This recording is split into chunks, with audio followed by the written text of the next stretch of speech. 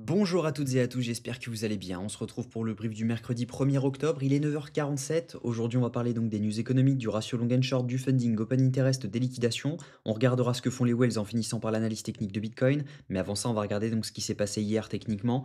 Et on voit clairement qu'on a rebondi dans le breaker block H1 qu'on avait donc juste ici, qui est plutôt intéressant. En fait, un breaker block, c'est quoi? C'est tout simplement un order block qui n'a eu aucun impact lorsqu'on est revenu donc dans le sens de la tendance. Donc on voit qu'on était baissier, on devait revenir dans ce breaker, dans cet order block et on devait avoir un rejet.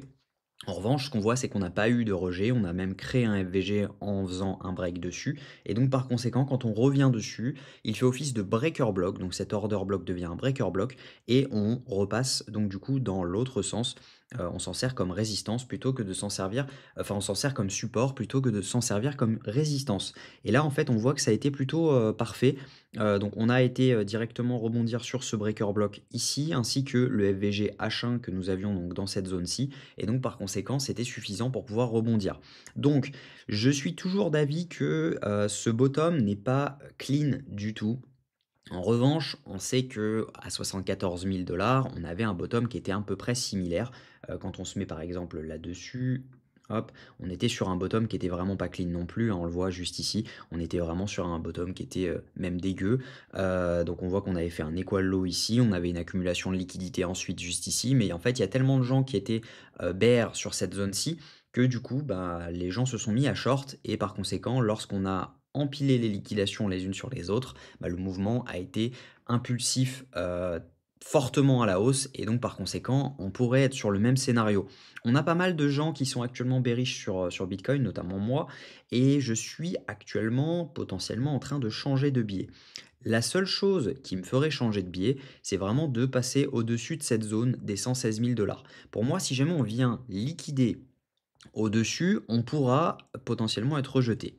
Si on vient tout simplement range dans cette zone, ensuite on voit qu'on repasse haussier, etc. et qu'on monte tranquillement, on pourra très bien faire un mouvement vraiment intense à un moment ou à un autre. Donc pour l'instant, je reste baissier parce qu'on est actuellement dans la zone ETE de ce mouvement-ci. On voit qu'on est entre les 114 332 $ et les 115 953 $.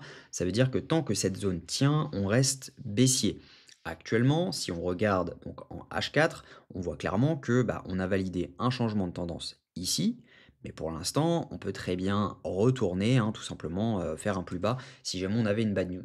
On voit en daily que bah, on n'est toujours pas clairement haussier, on est toujours sur ce changement de tendance ici. Ensuite, on a failli valider un break of structure ici, mais on l'a pas fait, et on est toujours baissier en daily. Donc ça veut dire qu'actuellement, on peut se faire rejeter par cette zone-ci et par conséquent aller beaucoup plus bas.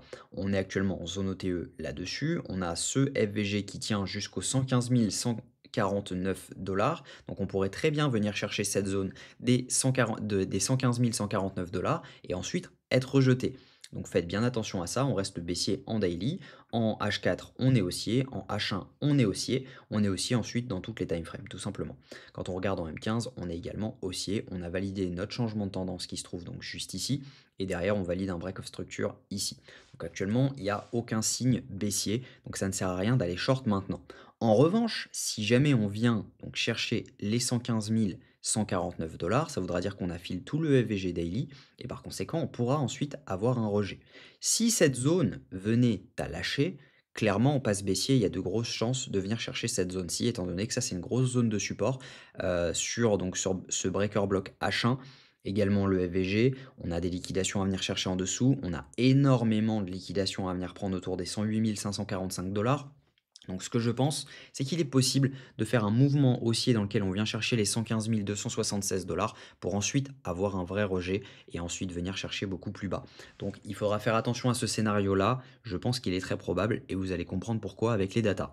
Au niveau news économique, aujourd'hui on a donc la création d'emplois non agricoles à 14h15, donc faites attention, on risque d'avoir du mouvement étant donné qu'on a également le PMI manufacturier à 15h45 ainsi que l'indice PMI manufacturier de l'ISM à 16h.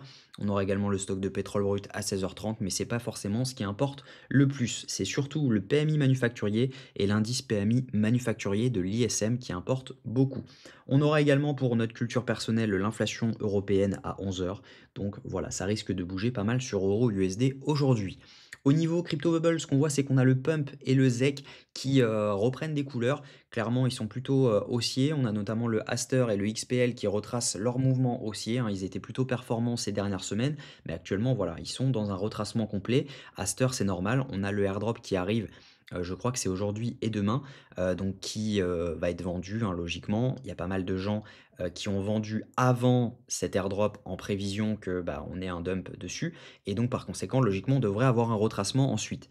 Le retracement pourrait être intéressant pour se placer ensuite. Je pense que je ferai un call dessus si jamais on a des choses intéressantes à faire dessus.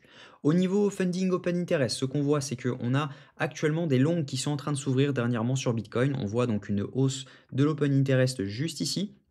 Donc depuis cette zone-ci, on a donc une hausse des fundings avec une hausse de l'open interest ici. Dernièrement, c'est plutôt des shorts qui sont en train de s'ouvrir ici. On le voit avec une hausse de l'open interest avec une baisse des fundings. Ce qui veut dire que ici, ce sont majoritairement des shorts qui sont rentrés ici. Donc ça veut dire qu'on a accumulé des liquidations au nord encore.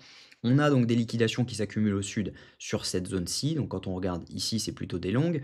Et si jamais on regarde ici majoritairement, c'est plutôt des shorts, étant donné qu'on a une hausse de l'open interest avec une baisse des funding, ce qui veut dire que tout dans cette partie-là, donc je vais retirer ça, hop, donc tout dans cette partie-là, on voit que ici, ce sont majoritairement des shorts qui se sont ouverts. Et donc par conséquent, on accumule des liquidations au nord. Si on regarde les liquidations, c'est le cas. On voit qu'on a des clusters de liquidités à venir prendre jusqu'aux 115 587 dollars. Et le gros du travail commence à 115 234 dollars. Ça, c'est en 48 heures. Si jamais je me mets sur une semaine, on voit clairement qu'il y a beaucoup de liquidations à venir prendre en bas. Et donc, on pourrait venir liquider les 115 600 dollars pour ensuite venir chercher les 108 131 dollars. Donc, il va falloir être attentif à la prise de liquidité lorsqu'on ira dans les 115 600 dollars. C'est quasiment sûr qu'on aille chercher cette zone. Maintenant, est-ce qu'on aura un rejet ou est-ce que les Wells vont acheter ce mouvement pour ensuite pouvoir aller beaucoup plus haut? Si on regarde ce que font les Wells actuellement, elles sont en train de vendre. Donc ça, c'est plutôt intéressant puisque logiquement, quand elles vendent, elles sont précurseurs d'un mouvement à venir. Donc là, elles sont en train de vendre ce mouvement. Si jamais je zoome un petit peu, hop, donc elles vendent ce mouvement depuis, donc c'est même pas elles qui ont propagé ce pump, hein, ici. Si jamais je zoome sur, les micro wells, c'est pas elles non plus, c'est vraiment, donc sur, les que ce soit sur les ETF ou sur les contrats dérivés. C'est pour ça qu'on a pump dessus. On a vraiment une divergence entre ce que fait le spot actuellement et la chart. Donc clairement, on voit donc des micro wells qui vendent majoritairement ce mouvement, on voit des retails qui vendent et on voit des wells qui vendent ce mouvement. Donc ça veut dire que clairement, si jamais on fait un mouvement comme celui-ci, on pourrait très bien avoir liquidé pour ensuite venir chercher beaucoup plus bas, venir chercher les 108 500 dollars. Donc il va falloir être attentif à ce mouvement. Je pense même que ça vaut le coup de placer un short dans cette zone avec un faible risque parce que ça peut être vraiment intéressant. Donc on va essayer de trouver une zone intéressante. Donc si jamais je me mets en H1, on voit déjà clairement qu'on a une zone intéressante dans les 115 153 dollars, étant donné que c'est la fin de ce FVG. Donc ici, on a également le retest de ce choche autour des 115 050 qui pourrait être une zone dans laquelle on est rejeté. Et je vous l'ai dit, si jamais on passe au-dessus des 116 000 dollars, logiquement, on pourrait repasser haussier clairement. Donc ça veut dire que c'est intéressant de mettre son stop un tout petit peu au-dessus de cette zone au cas où il y aurait juste une mèche. Mais en tout cas, voilà, à mon avis, on pourrait avoir un retracement dans cette zone. Donc techniquement, ce que je pense, c'est qu'on pourrait réaliser quelque chose comme ça. Je ferai un call directement sur la school si jamais je vois que ça peut être intéressant de short. En tout cas, je pense que oui, ça peut l'être. Idéalement, il faudra avoir un rejet et clôturer sous cette zone-ci, donc des 112 673 dollars, puisque c'est vraiment une zone clé sur laquelle, si jamais elle casse, on pourra passer donc baissier en H1, en H4, je pense également. Je vais regarder. Hop, oui, en H4, on passerait donc sur un choche baissier. Donc clairement, ça serait vraiment intéressant de passer sous cette zone. Si on passe sous cette zone, en tout cas, on repasse baissier H4, H1, M15. On sera déjà baissier en daily. Donc par conséquent, il y aura de grandes chances de venir chercher cette zone-ci.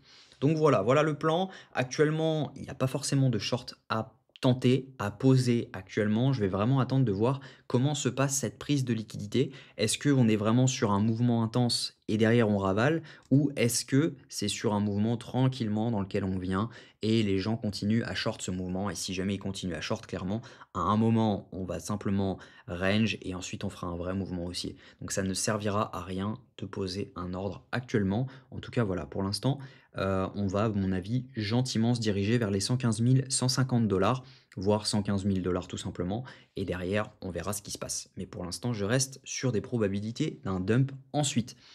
Au niveau de l'indicateur, donc l'indicateur est passé, payant à partir d'aujourd'hui. Vous avez dû remarquer que vous n'avez plus accès. Si jamais vous voulez, avoir les accès, tout simplement, ça se passe en commentaire épinglé, vous cliquez dessus et si jamais vous souhaitez payer en crypto, n'hésitez pas à me contacter directement sur Discord. Je vous souhaite une très bonne journée, on se retrouve demain à la même heure. Prenez soin de vous.